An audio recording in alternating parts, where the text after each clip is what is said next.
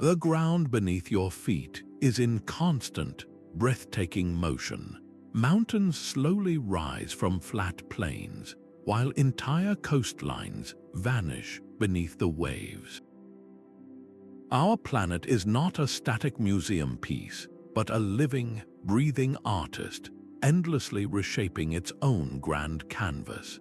By the end of this journey, you will see every landscape, from a single pebble to the mightiest mountain range, as part of a dynamic story billions of years in the making. We will uncover how a single raindrop can carve a canyon and what hidden engine builds continents from the Earth's fiery heart. What natural wonder near you makes you feel the power of our changing world?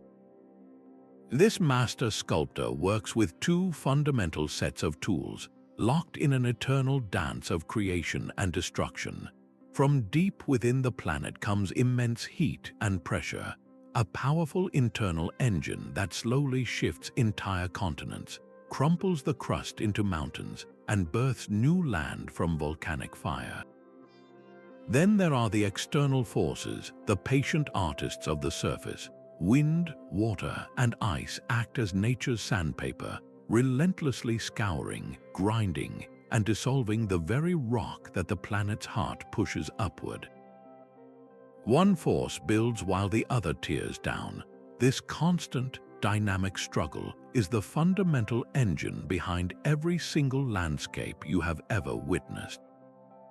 That smooth, round pebble in your hand was once a jagged piece of a cliff, patiently rounded by a river's current.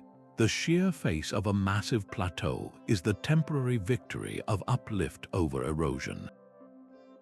To truly appreciate this masterpiece, however, we must confront a concept that challenges our very perception of time. The artist works on a timescale that is almost impossible for us to grasp. Our entire recorded human history would be a single, fleeting frame in the slow-motion film of our planet's life. This is the dimension of deep time, a scale where 1,000,000 years is a common unit of measurement. Think of it as trying to watch a tree grow by staring at it for just 1 minute. You would see nothing, yet you know the growth is happening. Geological forces operate on this same imperceptible scale. The movement of continents is slower than the growth of your fingernails, but given millions of years, it can push up mountain ranges that scrape the sky. To understand this, picture a film of a flower blooming, a process that takes days or weeks, compressed into just a few breathtaking seconds. That is the power of deep time. It takes the achingly slow, relentless work of nature and reveals its true, monumental consequences. The ancient bedrock that forms the foundation of a continent, the layered sediments of a vast canyon, these are not permanent structures. They are temporary features in an epic narrative that has been unfolding for billions of years, long before the first humans walked the earth. Grasping this profound shift in perspective is the key that unlocks the next great force in our story, the patient, persistent power of water. That single raindrop begins its work the moment it strikes bare soil. It is a tiny explosion, dislodging specks of earth that are then carried away by the next drop and the next. Over millennia, this relentless, gentle bombardment carves gullies, then ravines, and eventually canyons of staggering scale. This is the power of fluvial erosion, the patient, persistent sculpting by flowing water. A river is far more than a body of water. It is nature's most masterful chisel. It does not simply flow over the land, it cuts into it, transporting countless tons of sediment on a journey that can span a continent. This sediment, the very ground of distant mountains, is then deposited at the river's mouth, building vast, fertile deltas that become the cradles of civilizations. This carving hand works in 4 distinct ways, each a specialized tool in the water's arsenal. First is hydraulic action, the sheer physical force of the water itself, pounding against cracks in the riverbank and forcing them apart. Then comes abrasion, where the sand, pebbles, and boulders carried by the current act like sandpaper, relentlessly scouring and polishing the riverbed. As these rock fragments are carried along, they constantly collide with each other in a process called attrition, grinding each other down into smaller, smoother, rounder stones. And finally, there is solution, a quieter but equally potent force, where slightly acidic river water slowly dissolves soluble rocks like limestone, eating them away molecule by molecule. We can see the magnificent results of this multi-pronged attack everywhere. Hydraulic action and abrasion carve out the steep, V-shaped valleys of youthful rivers. When a river flows over a band of hard rock, it undercuts the softer rock beneath, creating the dramatic plunge of a waterfall. And as a river matures, it begins to meander, its currents eroding the outer banks while depositing sediment on the inner bends, tracing elegant, sinuous curves across the landscape. No single example illustrates this power more profoundly than the Colorado River and the Grand Canyon. For 6 million years, this persistent flow of water has been dissecting the vast Colorado Plateau. It is not digging a hole, but rather, it is revealing a story. Each layer of rock exposed by the river's downward cut is a chapter in Earth's history, a timeline written in stone that stretches back nearly 2 billion years. The canyon exists because the river has consistently, inexorably, carried away every bit of rock it has eroded, carving down through the plateau even as the land itself was slowly rising. This immense landscape is a testament to the fact that while the planet's internal forces may build the stage, it is often the patient, persistent power of water that does the detailed carving, revealing the breathtaking artistry hidden within the stone. And while water works its magic on the surface, a far more immense power is stirring from the depths below, building the very foundations of the continents themselves. Beneath the patient work of water lies a far more immense power. The very ground we consider so solid is in constant, slow motion. Picture the Earth's crust not as one unbroken shell, but as a massive, fragmented puzzle. Each piece of this puzzle is a tectonic plate, a colossal slab of rock that floats on the planet's hot, semi-fluid mantle. These plates are always moving, driven by the incredible heat rising from the Earth's core. This is the grand theory of plate tectonics, the master architect behind our planet's most dramatic and largest landscapes. It is this subterranean engine that provides the raw power to crumple the crust into mountains and build entire continents from scratch. The action happens where these massive plates meet, at boundaries that define the planet's most active and dynamic regions. When two plates collide in a convergent boundary, neither is willing to give way. The result is a monumental slow-motion crash. The rock at the edges crumples and folds, being forced upward in a process called orogeny, the birth of mountains. The Himalayas, the highest mountain range on Earth, are a stunning example of this. They are still rising today as the Indian plate continues its relentless push into the Eurasian plate. In a completely different kind of boundary, plates can also pull apart. At divergent boundaries, molten rock from the mantle wells up into the gap, cooling to form new crust. This is how the mighty mid-ocean ridges are built, vast underwater mountain chains that wind their way around the entire globe, continuously creating new seafloor. And then there are transform boundaries where plates slide horizontally past one another. This grinding, jerking motion does not create mountains, but it builds up immense stress that is released as powerful earthquakes, like those along California's famous San Andreas Fault. This colossal engine provides the initial thrust, the raw, upward surge of rock that creates a new-born mountain range. But the moment these peaks are thrust into the sky, they begin a new and immediate journey. They are exposed to the full force of the atmosphere, and the patient, persistent work of erosion begins its transformative art upon these monoliths. These newborn mountains, thrust skyward by immense tectonic forces, do not stand unaltered for long.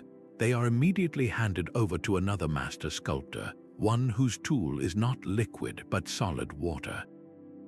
There is a time when the planet's thermostat drops and winter does not end. In these ice ages, colossal rivers of ice, often miles thick, slowly engulf entire continents.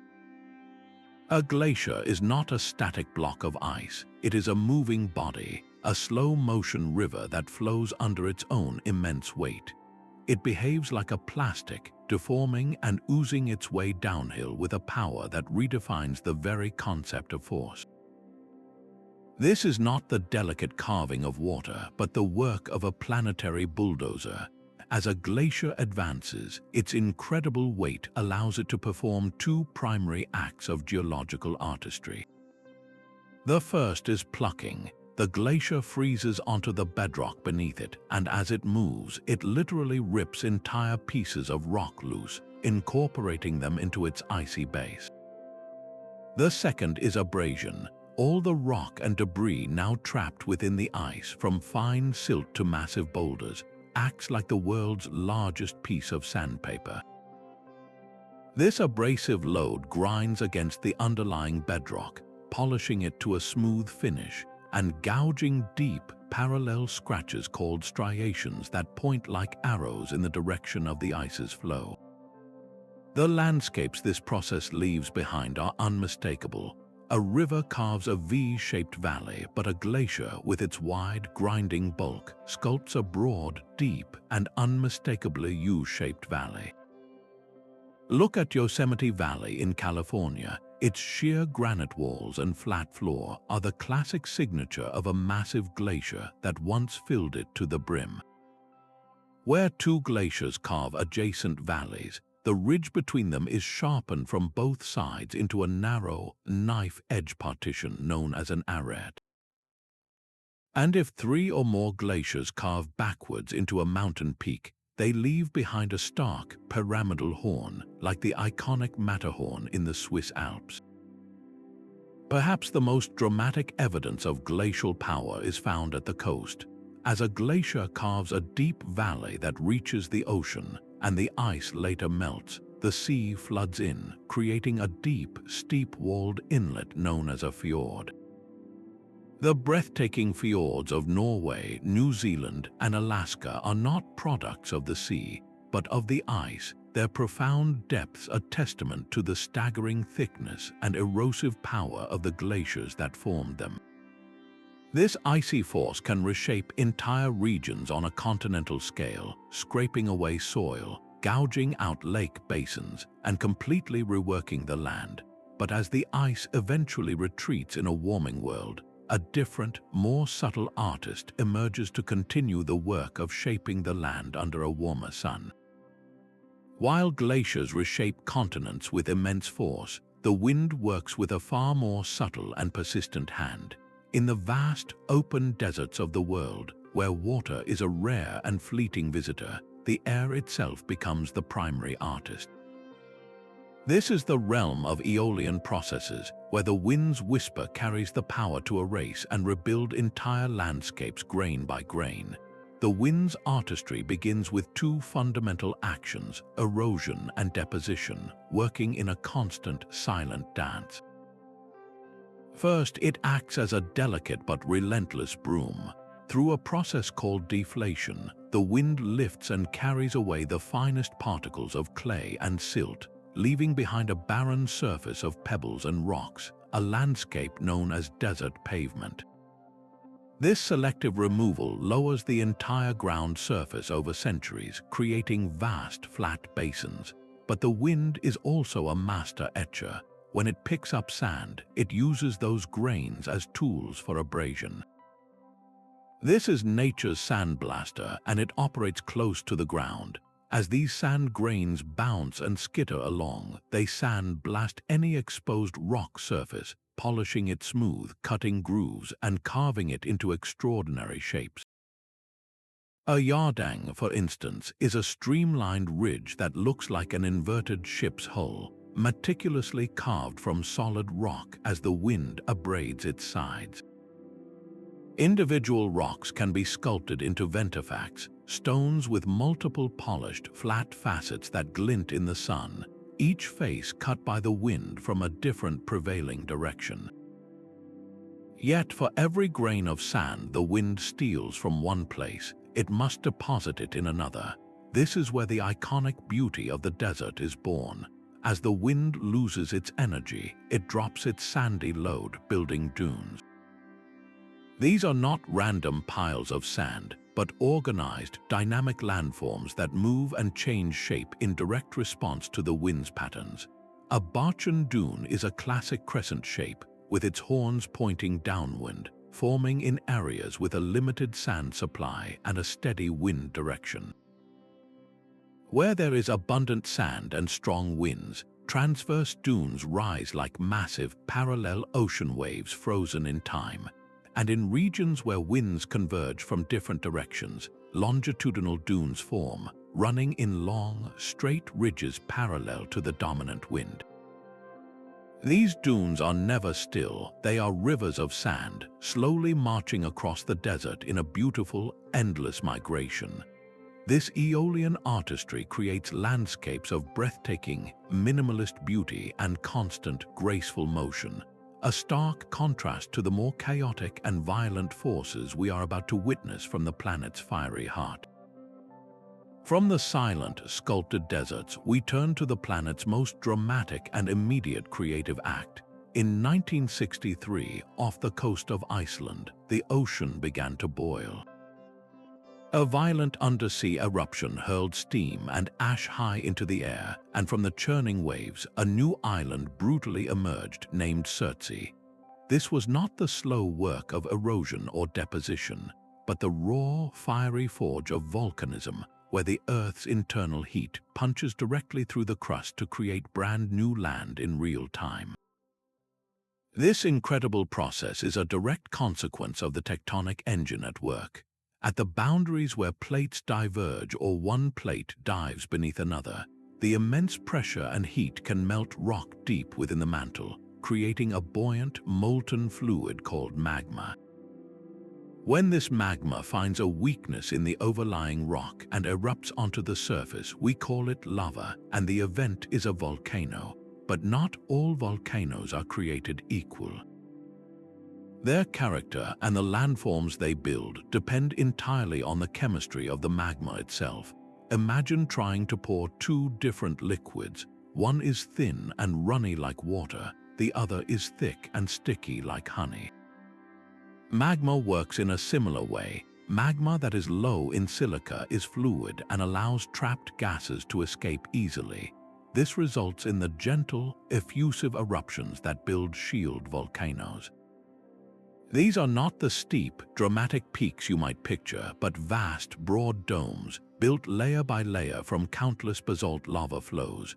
The Hawaiian Islands are the quintessential example, each one a massive shield volcano that grew from the seafloor until it broke the surface, creating entirely new islands. In stark contrast, magma that is high in silica is thick and sticky like that honey. It traps volcanic gases with incredible pressure. When this magma finally does erupt, it does so with cataclysmic force, exploding into the sky in a plume of ash, rock, and superheated gas. These explosive eruptions build the classic steep-sided composite volcanoes, or stratovolcanoes, like Mount Fuji or Mount St. Helens. They are layered mountains built from alternating strata of hardened lava, ash, and rock fragments. The variety of volcanic landforms is a testament to this creative power's versatility. A cinder cone is a small, steep hill built from loose, pebble-sized fragments of lava called cinders that fall around a single vent. A caldera is a massive, bowl-shaped depression that forms when a volcano's magma chamber empties during a colossal eruption, and the unsupported mountain peak collapses in on itself.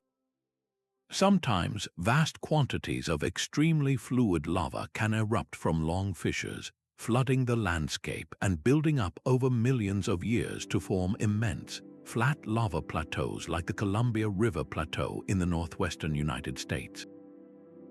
And when a volcano goes extinct, the softer rock of its cone can be entirely eroded away, leaving behind only the hard, solidified lava that once plugged its vent, standing as a solitary volcanic neck, a stark monument to the fiery turmoil that once was. This process shows our planet at its most elemental, capable of adding a fresh canvas to its surface almost instantaneously. Yet, the moment this new land cools, the counterforces begin their work. The very same rains that carve canyons will begin to weather the volcanic rock, and the winds that build dunes will start to sweep across its fresh slopes, proving that no creation, no matter how dramatic, exists outside the eternal cycle of construction and decay. Even the hardest granite cannot withstand an enemy as patient as the air itself. While volcanoes and glaciers command our attention with their raw power, the most transformative work often happens invisibly, molecule by molecule. This is the domain of weathering, a quiet but relentless artist that alters rock not by carrying it away, but by breaking it down right where it stands. Its tools are temperature, water, and chemistry, and it works in two distinct yet complementary ways. The first is a physical assault. Imagine a tiny crack in a granite cliff. When rainwater seeps in and freezes, it performs a miracle of physics, expanding with a force so immense it can shatter steel. This freeze-thaw cycle acts like a million microscopic wedges, relentlessly prying the rock apart from the inside. In deserts, a similar drama unfolds with salt. As groundwater evaporates, salt crystals form within the rock's pores, and as these crystals grow, they exert a pressure that slowly, grain by grain, forces the rock to disintegrate. This is mechanical weathering, the physical breakdown of rock into smaller fragments without changing its chemical composition. It creates the jagged scree slopes that tumble down mountainsides, the raw material waiting for other forces to move it. But the most profound changes occur on a chemical level. Pure water is harmless, but rainwater is never truly pure. As it falls through the atmosphere, it absorbs carbon dioxide, becoming a very weak acid, carbonic acid. This is the same mild acid found in soda. When this slightly acidic water encounters certain rocks, a silent chemical reaction begins. In a process called carbonation, the acidic water slowly dissolves limestone, a rock made primarily of the mineral calcite. The limestone doesn't just break, it vanishes into the water, carried away in an invisible solution. This chemical dissolution is the master sculptor of an entire category of landscape known as karst. In these regions, the very ground can feel unstable. Over millennia, the dissolving action of water creates a surreal world of sinkholes, where the land suddenly collapses into an underground cavity. It carves out vast, echoing cave systems adorned with the beautiful, slow drip architecture of stalactites and stalagmites. On the surface, you might find a disappearing stream, a river that simply vanishes into a hole in the ground, only to reappear miles away. This is the power of chemical weathering, literally eating the landscape from the inside out. Another potent chemical process is oxidation, the same reaction that creates rust on an old nail. When rocks rich in iron minerals are exposed to both water and air, they literally rust, turning a distinctive reddish-brown color and becoming much softer and more crumbly. This slow, insidious weakening is the first and most critical step in the rock cycle. It prepares even the most durable granite for its eventual journey, breaking down solid rock into the soft, fertile soil that sustains all life. In this way, weathering forms a crucial bridge connecting the seemingly separate worlds of inorganic rock and the living biosphere. It is the quiet, persistent prelude to every erosion event, the essential process that turns towering monoliths into the very ground that nourishes the forests upon them. This quiet breakdown of rock is where the living world joins the artistic process. Life itself is a powerful geological force, a silent partner in the planet's endless remodeling. Consider a single tree, its roots seeking moisture in a thin crack in the bedrock. As the roots grow thicker, they act with the same relentless force as freezing water, prying the rock apart in a process known as root wedging. This is not a rare event. It is happening all around us in every forest and field, as plant roots physically shatter stone to anchor themselves and find nutrients. But the biological influence goes far deeper than physical force. The very soil that supports these plants is a product of life's collaboration. When leaves, trees, and other organic matter decay, they release organic acids into the ground. These weak acids percolate through the soil and rock, dramatically accelerating the chemical weathering process, dissolving minerals and turning solid rock into soft, fertile earth. Even the most unassuming organisms are hard at work. A patch of lichen clinging to a boulder is not just sitting there, it is slowly eating the stone. These composite organisms, part fungus and part algae, secrete chemicals that break down the rock surface, extracting essential minerals and creating the first, fragile soils that allow more complex plants to take root. Below the surface, an entire ecosystem of burrowing animals is constantly at work. From the humble earthworm ingesting and aerating the soil to the vast, complex tunnel networks of prairie dogs, these creatures are master mixers. They churn the upper layers of the earth, increasing erosion rates by keeping the soil loose and ready to be transported by water or wind. This constant biological churning creates a more porous landscape, one that can absorb water more efficiently, which in turn affects how rivers flow and how valleys are shaped. Yet life is not merely an agent of decay, it is also a master builder.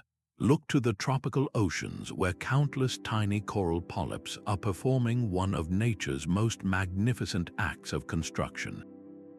Each minuscule animal extracts calcium carbonate from the seawater to build a protective, cup-shaped skeleton for itself.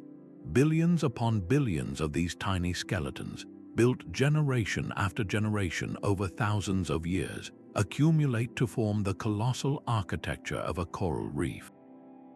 The Great Barrier Reef is so immense it can be seen from orbit, a living structure created by the collective effort of trillions of tiny engineers. This biogenic influence reveals a profound truth.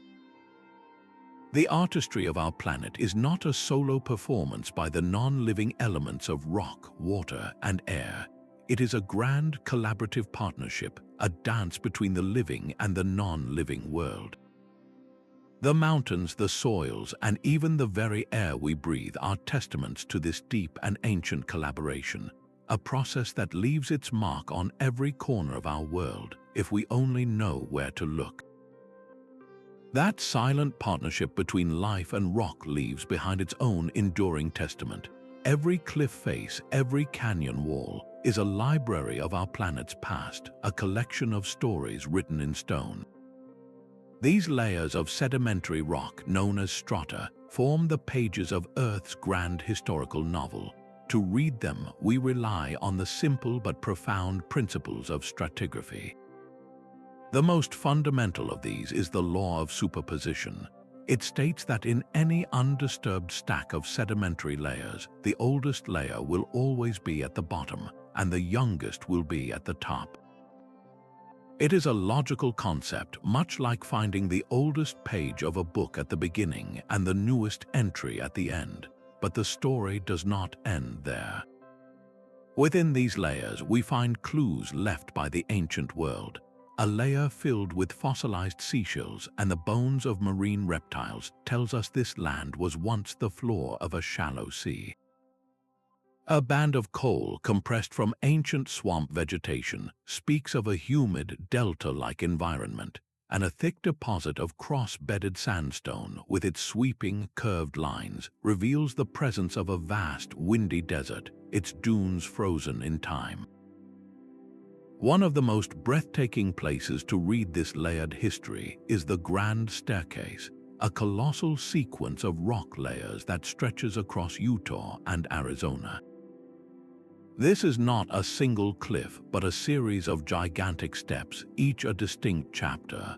The staircase begins with the dark red cliffs of the Moenkopi Formation, which whisper of a muddy tidal flat from the Triassic period. As your eyes travel upward, you encounter the stark white Navajo sandstone, a monumental layer that represents an enormous sea of sand, a desert that once rivaled the Sahara in scale. Higher still, you find the colorful shales of the Chinle Formation, rich with the fossils of early dinosaurs and ancient forests. This single, majestic sequence captures hundreds of millions of years of environmental drama, from oceans to deserts to lush river plains, all preserved in a vertical timeline.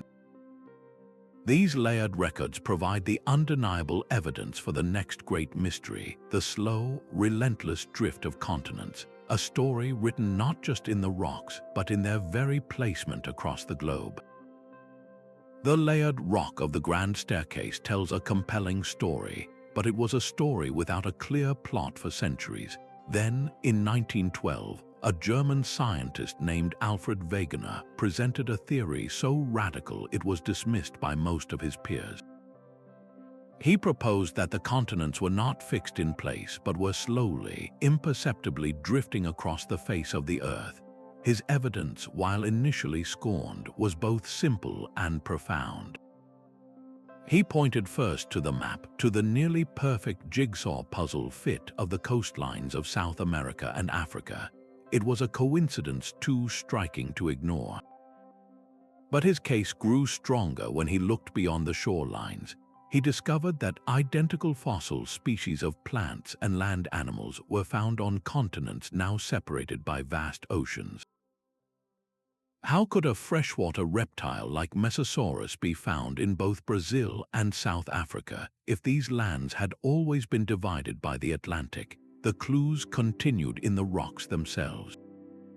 Ancient mountain belts like the Appalachians in North America matched perfectly in age and structure with mountain ranges in Scotland and Norway, and specific sequences of rock layers, unique bands of sandstone and shale, lined up precisely across these continental divides as if someone had torn a page from a book and separated the two halves. Wegener called his theory continental drift, and it elegantly explained all of these mysteries by suggesting the continents were once joined in a single supercontinent he named Pangaea. Yet for all his compelling evidence, the scientific community rejected his idea. The question they demanded he answer was one he could not. What immense force could possibly move something as massive as a continent? Wegener had no plausible mechanism, and without an engine to power the motion, his beautiful theory was shelved as an intriguing but unproven fantasy. The solution to this grand geological mystery, the force that could move continents, would not be found on dry land. It lay hidden in the darkest, most unexplored realm on Earth, deep beneath the waves of the world's oceans. The answer to Wegener's puzzle lay not on the continents, but in the cold, dark abyss of the deep sea. In the years following World War II, scientists began mapping the ocean floor in unprecedented detail, and what they found there was a landscape far more dramatic than anyone had imagined. Running like a colossal seam down the center of the Atlantic Ocean, and indeed through every major ocean basin, was a continuous underwater mountain range known as the Mid-Ocean Ridge. This massive chain was a site of intense volcanic activity, a place where the Earth's crust was being violently torn apart. As researchers towed magnetometers behind their ships to measure the magnetic properties of the seafloor, they expected to find a random, unremarkable pattern. Instead, they uncovered one of the most stunning secrets in all of geology. The basalt rock that forms the ocean floor is rich in iron-rich minerals. When this molten rock erupts from the mid-ocean ridge and cools, these minerals act like tiny compass needles, locking in the direction of the Earth's magnetic field at that exact moment.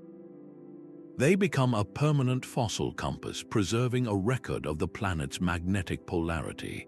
As the team mapped this magnetic record, a breathtaking pattern emerged. The seafloor was not a uniform magnetic slate. It was striped. On either side of the mid-ocean ridge, parallel bands of rock showed alternating magnetic polarity. One band with normal polarity, matching our current magnetic field, and the next with reversed polarity. Most incredibly, this pattern was a perfect mirror image on both sides of the ridge. It looked as if someone had taken a magnetic barcode and folded it directly down the center. This symmetrical striping could mean only one thing. New seafloor was being continuously created at the mid-ocean ridge. As magma welled up and solidified, it recorded the current magnetic field and then was slowly pushed away from the ridge, making room for the next batch of lava. Over millions of years, as the Earth's magnetic field flipped back and forth, it painted this alternating pattern onto the moving seafloor like a geological tape recorder. This process was named seafloor spreading, and it was the powerful engine that Wegener had been missing. The continents were not plowing through the ocean floor. They were passive passengers on massive, moving plates, being carried along as new crust was born at the ridges. But if new crust is constantly being created, a pressing question arises: why isn't the Earth expanding? The solution to this riddle lies in the other half of the cycle. For the planet to remain the same size, old crust must be destroyed at the same rate it is created. This incredible discovery revealed a planetary conveyor belt, where new seafloor is born at the mid-ocean ridges and then travels slowly across the globe, only to be eventually consumed back into the Earth's mantle at deep ocean trenches, where one plate dives beneath another in a process called subduction. The entire crust is being recycled. The seafloor beneath the Atlantic you know today is geologically young, while the oldest parts of the Pacific floor are destined to vanish back into the planet's fiery interior. This was the final, irrefutable proof of plate tectonics. It showed that our planet's surface is not a static shell, but a dynamic, ever-changing mosaic of creation and destruction, a system of immense power that directly forges the continents, mountains, and ocean basins that define our world. The Himalayas stand as a monumental testament to a collision still in progress. Around 50 million years ago, the Indian subcontinent, a massive island adrift in an ancient sea, began its slow, forceful journey northward until it met the immovable wall of the Eurasian plate. This was not a sudden impact, but a relentless, grinding embrace that continues to this day. In this slow motion crash, the Earth's crust had nowhere to go but up. The leading edges of both continents crumpled and folded, being thrust skyward in a process of immense compression to form the soaring peaks of the Himalayas and the vast, high expanse of the Tibetan Plateau. This is the planet's most dramatic example of a continent-continent collision, a live demonstration of tectonic force shaping the world in real time. The Indian plate continues to push northward at a rate of about 2 inches per year, a pace that ensures the mountains are still rising. Yet, the moment a peak is lifted toward the heavens, it is handed over to the patient, persistent forces of erosion. Monsoon rains lash the southern slopes, feeding powerful rivers like the Ganges and the Brahmaputra that carve deep gorges and carry unimaginable amounts of sediment down to the plains. Immense glaciers grind and sculpt the highest valleys. their icy flows contributing to the steady, relentless dismantling of the range.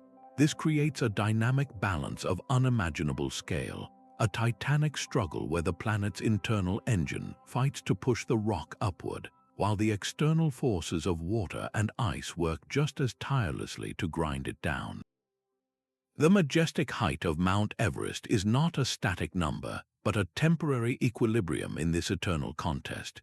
Yet, not all of the world's great structures are forged in such violent union. Some of the most defining features of our planet are born from the exact opposite process, from a great and terrible tearing apart. While the Himalayas rise from a colossal collision, a profound transformation of an entirely different kind is unfolding in East Africa. Here, the continent itself is being slowly, inexorably torn in two. This is the Great Rift Valley, a geological wound thousands of miles long where the planet's crust is stretching thin and breaking apart. You are looking at a divergent boundary in action, but unlike the hidden mid-ocean ridges, this one is happening in plain sight on dry land. The massive African plate is not a single, solid piece. It is fracturing into two smaller plates, the Nubian plate to the west and the Somali plate to the east, which are steadily pulling away from each other. This relentless stretching has dramatic consequences. The continental crust, once thick and stable, becomes thin and weak under the tension. Vast blocks of it sink downward between parallel faults, creating the sheer, steep walls of the Rift Valley itself. It is as if the very skin of the Earth is sagging under its own weight, forming a colossal trough that dwarfs any human construction. But as the land tears open, it offers a pathway for the planet's inner fire to reach the surface. This thinning crust provides an easy escape route for magma, fueling some of the world's most iconic volcanoes. Majestic Mount Kilimanjaro, with its snow-capped peak, is not a product of a collision, but a direct result of this continental rupture. It is a stratovolcano, built layer by layer from eruptions fed by the immense forces of rifting.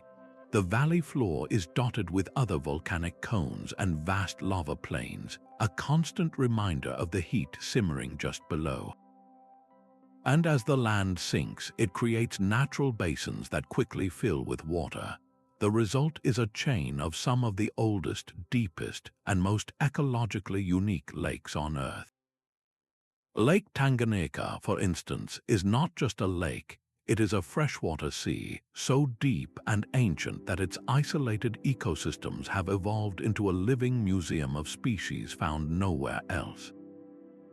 This entire landscape is a snapshot of a continent in transition, a live demonstration of how new ocean basins are born. What we see today as a deep valley will, over millions of years, be flooded by the sea, just as the Red Sea flooded a similar rift long ago. The Horn of Africa is destined to become a separate island, a new Madagascar drifting in the Indian Ocean. This powerful process reveals the dual nature of our planet's artistry. It does not only build through dramatic collisions, but also through a profound and beautiful dissection, patiently pulling the world apart to create entirely new ones. A massive granite boulder, large as a house, rests utterly alone in a peaceful field of gray limestone. It does not belong.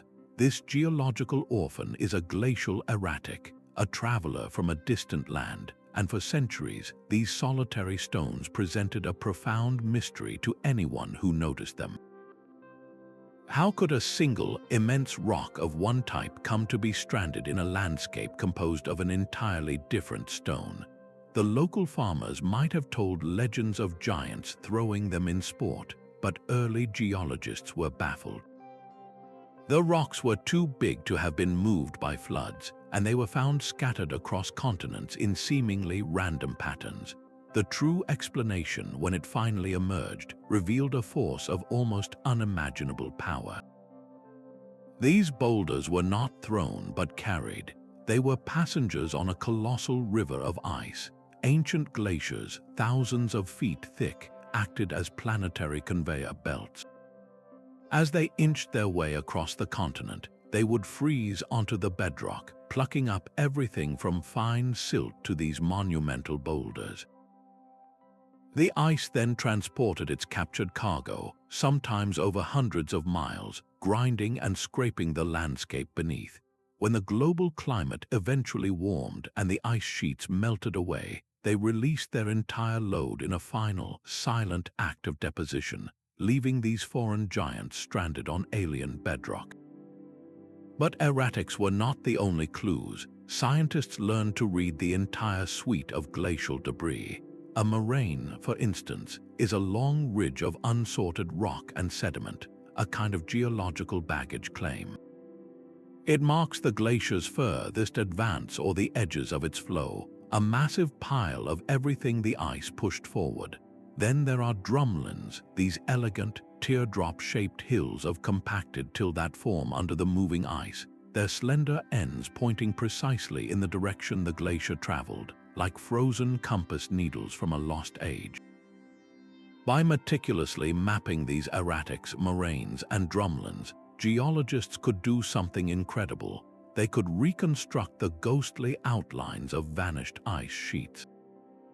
They could trace the precise flow patterns of glaciers that melted away 10,000 years ago, painting a picture of a world gripped by ice. These scattered stones are more than just rocks. They are silent, steadfast witnesses to the planet's dramatic climatic shifts, tangible proof that our world has been both far colder and far warmer than it is today. This frozen history, written in stone and rubble, finds a parallel in another, more delicate and layered archive, one that captures the very breath of ancient atmospheres. Those scattered glacial boulders tell a story of immense force, but the most eloquent tales are often written in the smallest grains of sand. Look closely at the face of a sandstone cliff, and you might see a pattern that looks like a stack of elegant, petrified waves or sweeping, curved lines. This is cross-bedding, one of the most beautiful and informative records our planet keeps. These are not random decorations. Each one of those delicate, inclined layers is a fossilized sand dune or a river bar, a moment of deposition frozen in stone for millions of years. The sand that built them was moved by a current, either of wind or water, and as it tumbled down the steep slip face of a dune or a bar, it settled in these distinct sloping beds. The true magic lies in reading this ancient script. The precise angle of these layers tells a geologist the strength of that ancient current. A steep angle suggests powerful winds in a vast desert, while a gentler slope might indicate a slower moving river. Even the direction the layers dip reveals the exact compass bearing of the prevailing winds or water flow from a world that has long since vanished. By interpreting this code, a scientist can stand before a solid rock wall and see not just stone, but a living, breathing landscape.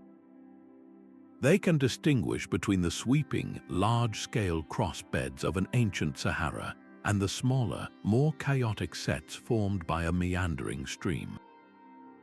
A single slab of sandstone can thus become a detailed historical document, recording the dynamic, ever-shifting conditions of an environment lost to deep time.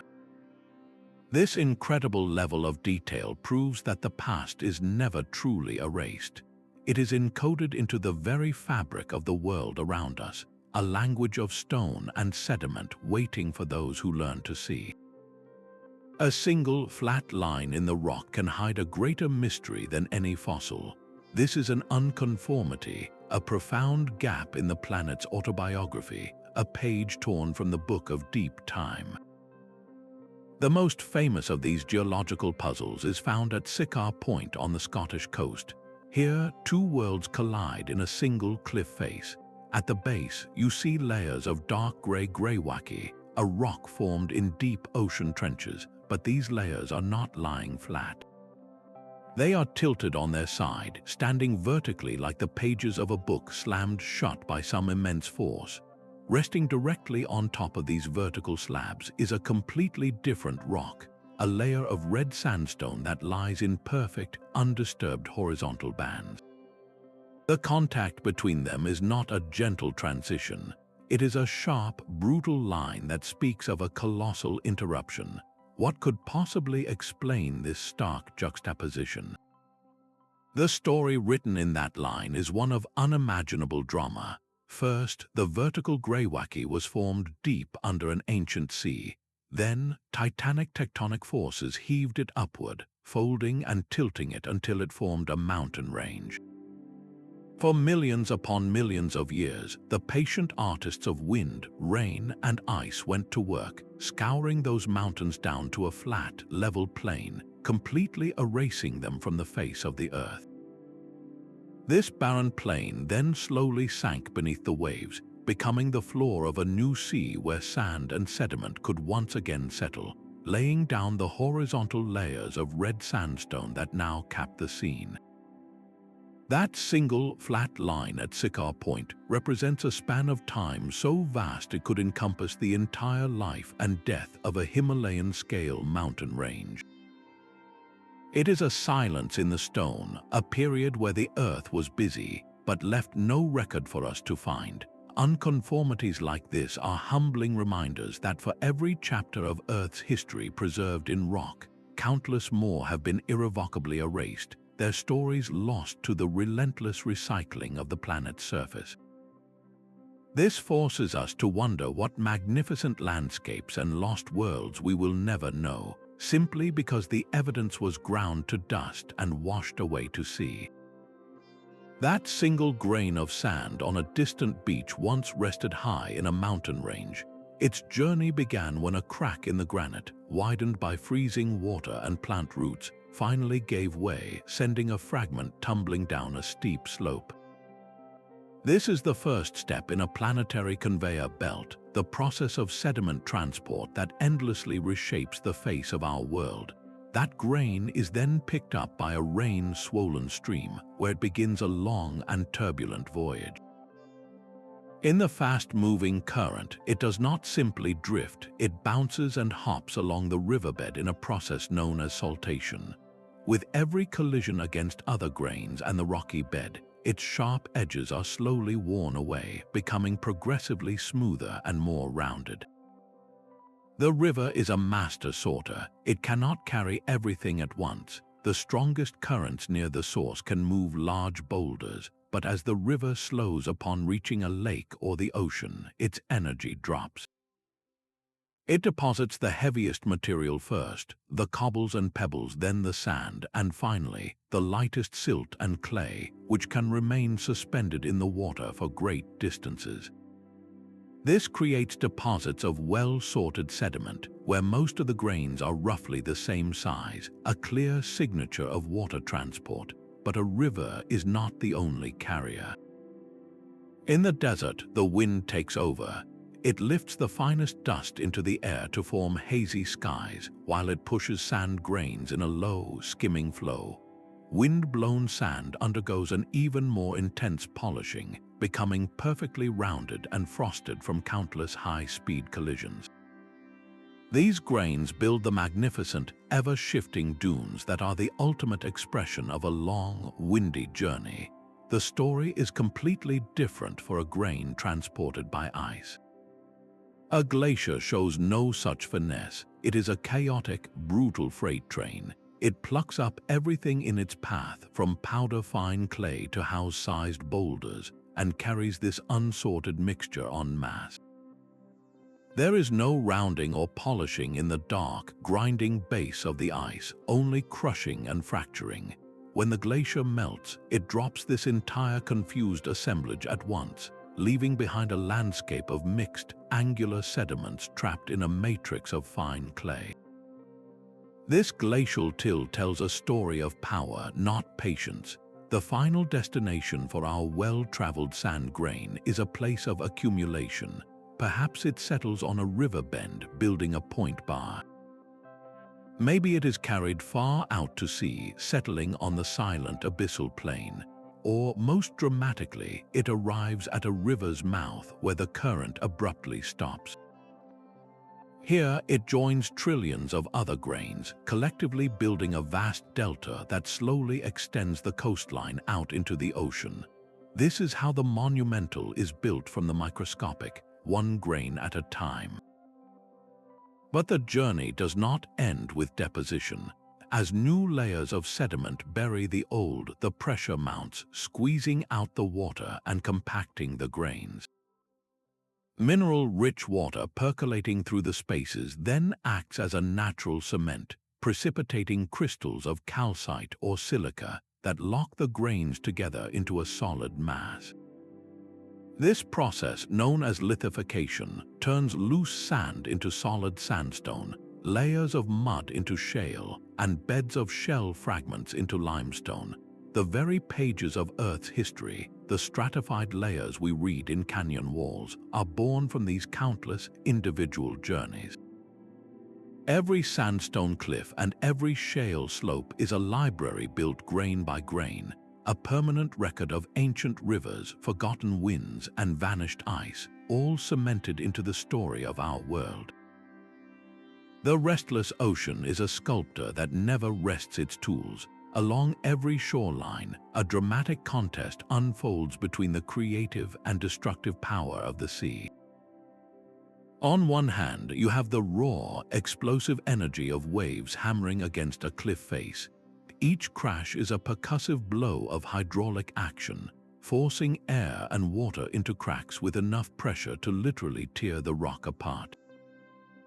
The swirling water then loads these rock fragments into its arsenal, using them like chisels and sandpaper to abrade the cliff base, undercutting it until the weight above can no longer be supported. The result is a coastline of dramatic, retreating headlands and sea stacks, like those along the Holderness coast in England, where the land is eroding at an average of 2 meters every single year, one of the fastest rates in Europe. Yet just a short distance away, the very same ocean can be a gentle builder. Where the waves approach the shore at an angle, they create a current that flows parallel to the coast, known as longshore drift. This current acts as a massive conveyor belt for sand and pebbles, transporting countless tons of sediment along the shoreline. Where this conveyor belt loses energy, it drops its load, constructing new landforms with patient precision. It builds spits, long fingers of sand that reach out across a bay, like the one at Spurn Head on the very same Holderness coast. It creates behemoth bars that seal off a lagoon from the open sea, and it assembles the sweeping, protective arcs of barrier islands, like those off the coast of the Carolinas or the ever-changing fist of Cape Cod in Massachusetts. This entire system is delicately balanced on the global water level. The coastlines we see today are not permanent. At the peak of the last ice age, so much water was locked up in continental ice sheets that global sea levels were over 100 meters lower than they are now.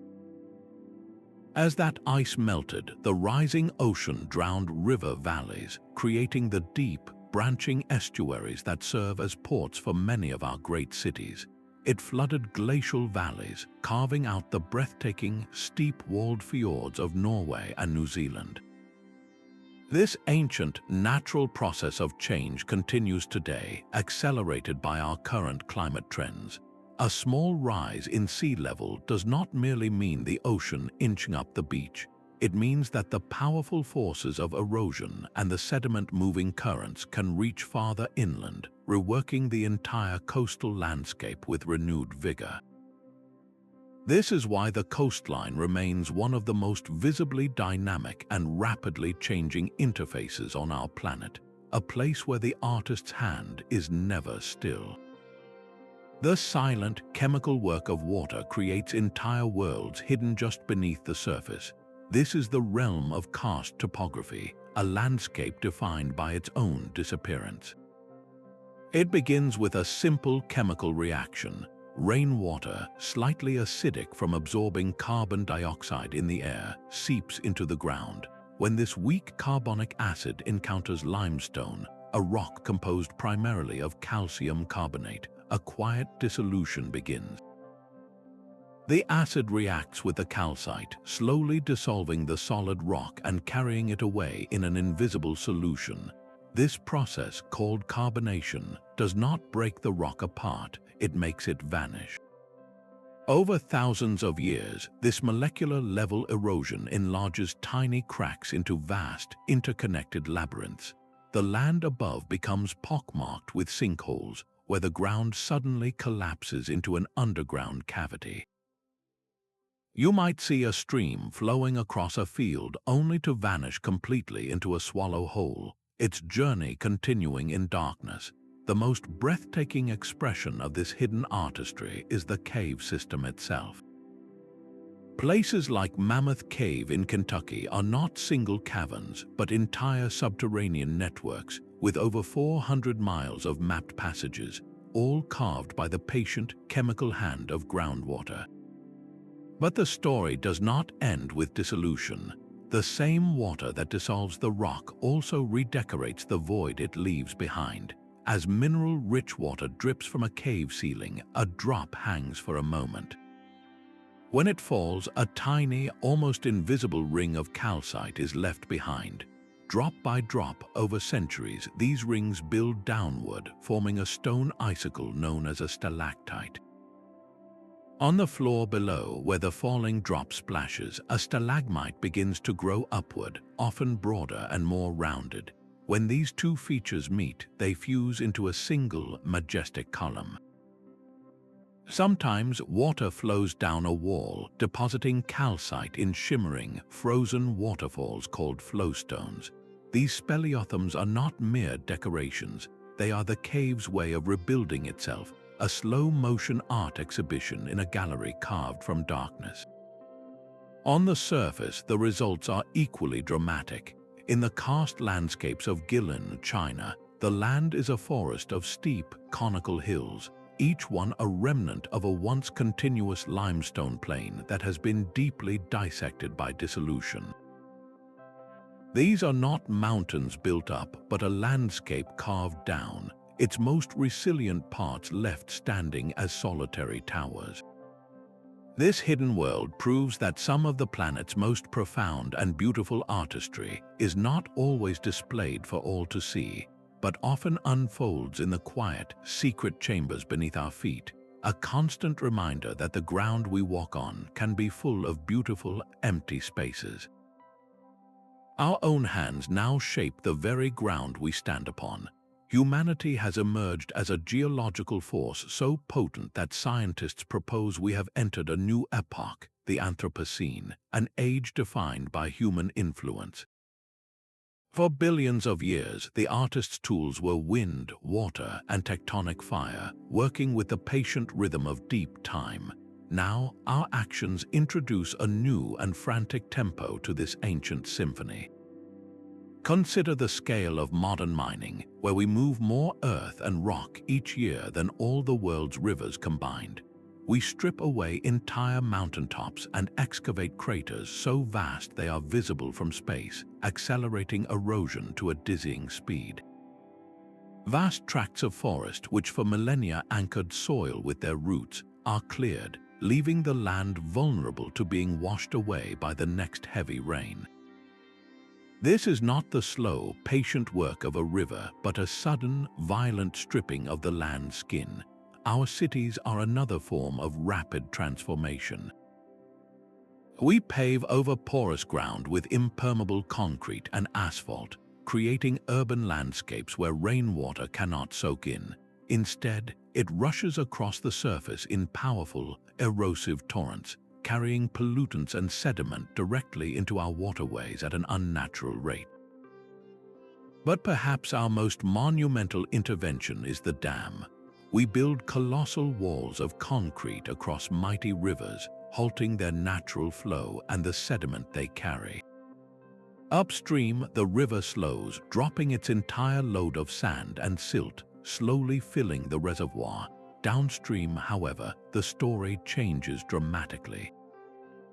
The water that flows from the dam is often unnaturally clear, starved of the sediment it needs to maintain its delta and nourish its floodplains. coastlines, deprived of this ancient supply of sand, begin to retreat, consumed by the rising sea. We have, in effect, become the masters of sediment, deciding where it accumulates and where it is withheld, reshaping river courses and coastlines on a continental scale. This forces a profound reflection. The planet's artistry is no longer a purely natural phenomenon. We are now active participants, our collective choices writing a new and rapid chapter in the story of stone. The question is no longer just how landscapes are formed, but what kind of landscapes we, as a geological force, intend to create for the future. Millions of years from now, the familiar map of our world will be unrecognizable. The continents we know are in the middle of their long journeys, and their destinations are written in the motion of the tectonic plates beneath them. The Atlantic Ocean will continue to widen, a silent, slow-motion divorce pushing the Americas farther from Europe and Africa. Meanwhile, the entire state of California, riding the Pacific Plate, will continue its northward trek, destined to become a long, slender peninsula trailing off the coast of Alaska, while the Baja California Peninsula shears completely away from the mainland. The most dramatic collision on the horizon will be the slow, relentless march of the African continent into southern Europe. The Mediterranean Sea, a remnant of a much larger ancient ocean, will be completely consumed, its seabed plunging downward into the mantle. In its place, a new mountain range will rise, a colossal spine of rock that may one day rival the Himalayas in scale, a future world's tallest peaks born from a union that is already underway. Even our most stable landscapes are temporary. The Mississippi Delta, that vast and fertile gift of the river's sediment, faces a precarious future. If sea level rises too quickly, or if the dams upstream hold back too much of the vital silt that builds the land, the entire delta could slowly drown, retreating inland as the Gulf of Mexico claims what was once given. And look to the Hawaiian island chain, a living timeline of volcanic activity. The big island of Hawaii is the youngest and most active, but the Pacific Plate is already carrying it northwestward, away from the hotspot that birthed it. As it moves, its volcanic fires will go dormant, and erosion will begin its patient work of grinding the island down.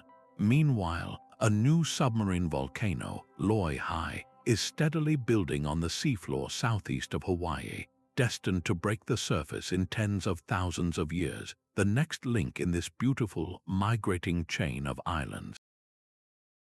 This forward view cements a humbling truth. The landscapes we cherish and call permanent are nothing more than a single, fleeting frame in a film that is billions of years long.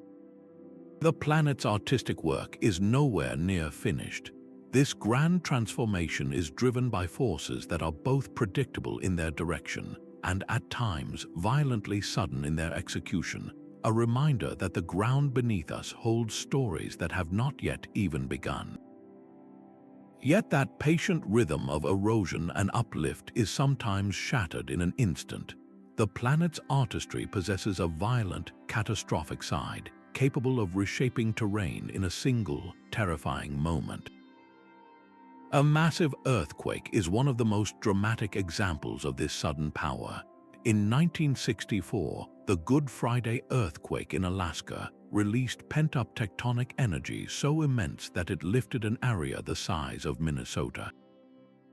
Some coastal regions were thrust upward by more than 10 meters in a matter of seconds, permanently altering the shoreline and leaving marine life stranded high above the new sea level. This was not the slow creep of plate movement, but a jarring lurch that redefined the landscape in the time it takes to draw a breath. On a different scale, entire mountainsides can collapse in a single, chaotic event.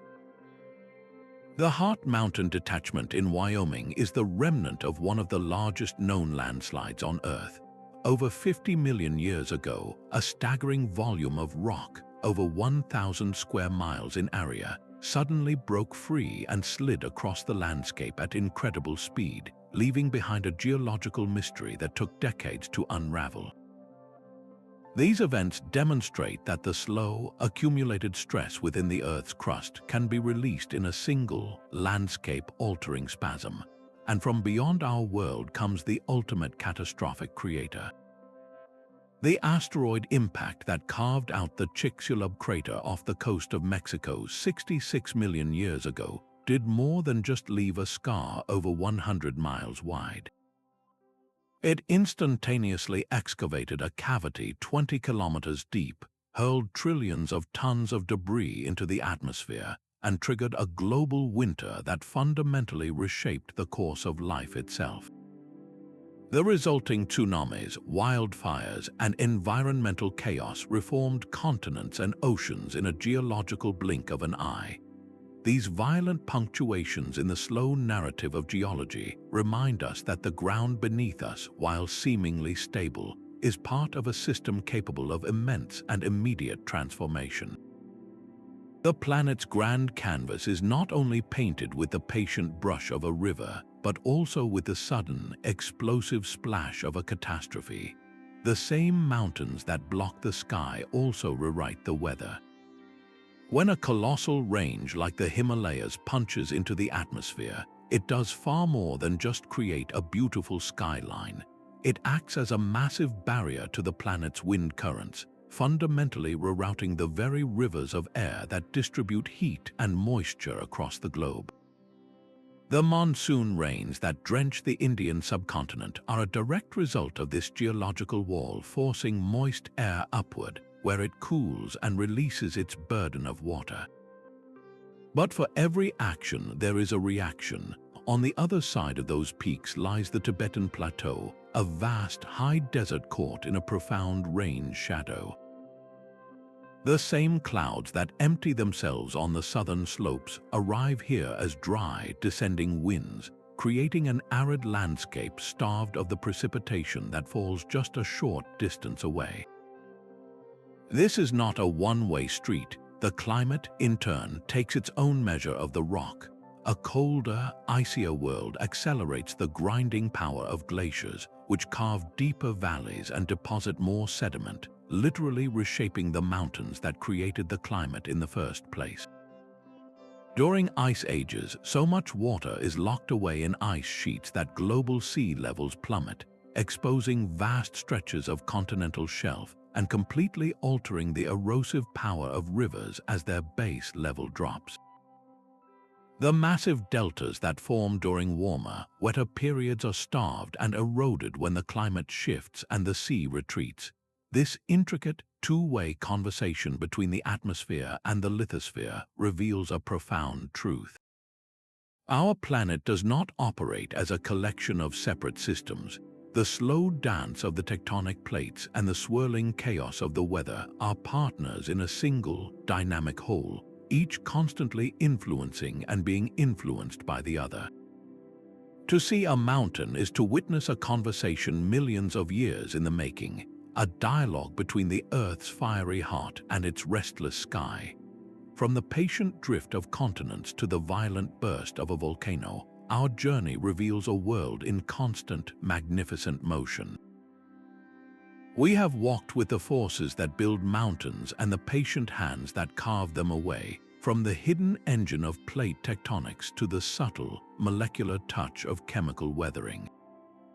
These are not just distant scientific ideas, they are the very brushstrokes in the planet's grand, ongoing self-portrait, a masterpiece that is never finished. The ground you stand on today, whether a city street or a mountain path, is a temporary configuration in an epic story billions of years old. It is a single frame in a film of staggering length, a fleeting moment in the eternal dance between creation and decay. Let this understanding not just inform you, but transform how you see the world around you. Let it deepen your awe for a single stone, a distant cliff, or the very horizon itself. If this journey into Earth's dynamic artistry has sparked your curiosity, we would love to hear what wonder of the natural world moves you most. Share your thoughts in the comments and subscribe to continue exploring the profound mysteries of our living